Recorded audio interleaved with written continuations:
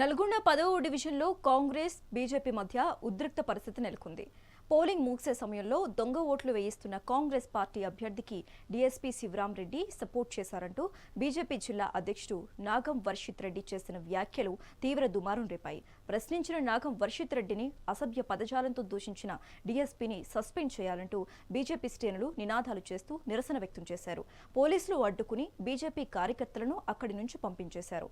Counting రోజు మళ్లీ ఘర్షణ జరిగే అవకాశం ఉండటంతో పోలీసులు అప్రమత్తంగా ఉన్నారు.